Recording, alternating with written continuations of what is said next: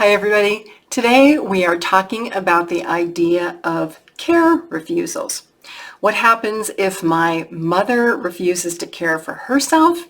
What happens if my father doesn't want to care for himself? Or my spouse just doesn't seem to care? I'm Pamela D Wilson. My website is pameladwilson.com. On there, a lot of helpful information for caregivers and aging adults.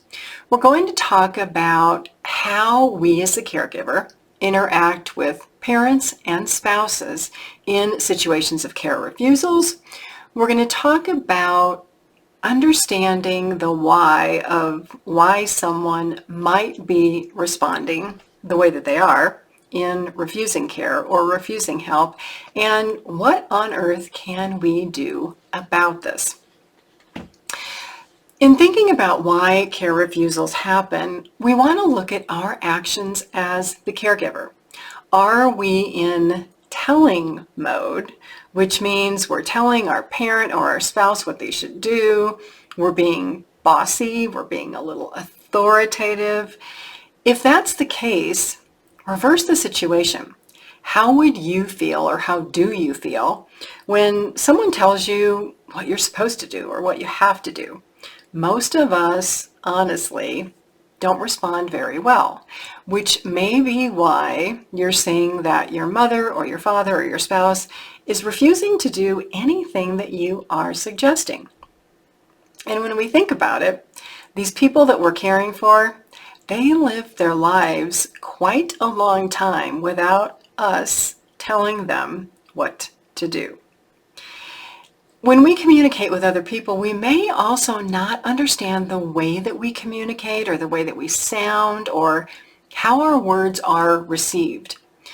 In daily communication, there is a lot of misunderstanding. I may say something to you, and you may not understand what I'm saying or understand what I'm talking about or receive the information very well, depending on how I present it. When we think about talking to our loved ones who need care, they're stressed, we're stressed. The more that we can modify our communication style to speak in a tone of voice or the way that we appear or our stance or our demeanor, it can make the information better received. How many of you have had conversations where you heard someone say something and you repeated it back, and your spouse or another person said, "Wow, this is why I don't talk to you. I don't talk to you because you misinterpret what I'm saying." Well, that misinterpretation is on the person who's communicating. It's not on the receiver of the information. This is why it's so important in talking to parents or spouses to restate what you heard. If you hear something, say, "Well, I think what you're saying to me is this. Am I correct?" The idea is to make that communication very low stress, very low from a defensive mechanism standpoint, so that the person that you're talking to doesn't feel defensive because you're making suggestions. And so when they respond back to you that might be in disagreement with what you're saying, you also don't respond defensively. Many times people refuse to do things because there's a lack of understanding of the information. They perceive it differently.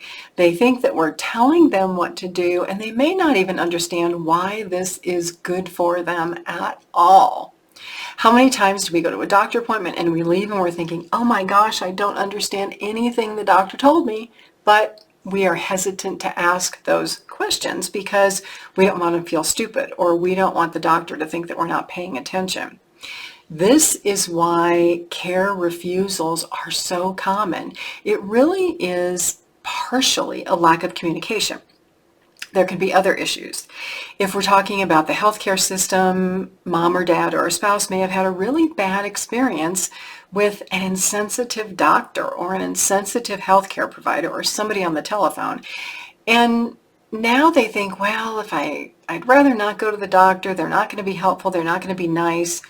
And so what happens is many people don't establish a trusting relationship with a primary care physician.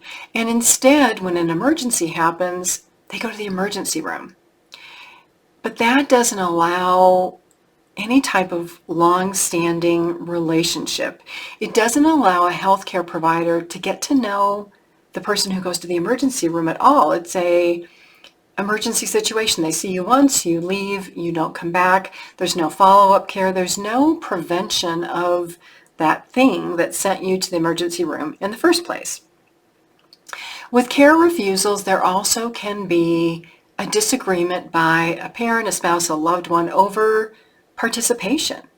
Maybe they feel that this health condition, whatever it is, or this situation, whatever it is, can't be changed. This is the way it is for whatever reason. And they don't feel motivated to change it. For those of us who are the caregiver, those situations can be the most difficult because we feel powerless and hopeful and hopeless to do anything.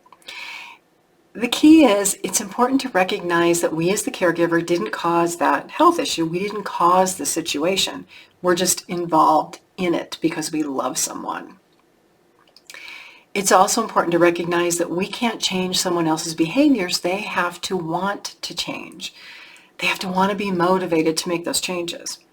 And if your situation is one where your parent or your spouse is refusing care and you've really tried everything and you feel like there's nothing that you can do, you can have a conversation to say, Mom, Dad, I understand that you don't want to do anything to help yourself, or at least that's the way it appears to me. I accept that decision. However, I'd like to make a plan for when something happens to you because I may not be available and I may not be the best person to care for you because we have a disagreement over my belief that it's important to take responsibility for your health and to make changes.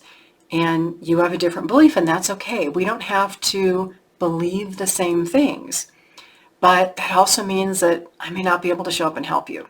So when you get sick, when you need hospital care, when you have to go to a nursing home, do you know who will help you? Do you have a plan for who will help you?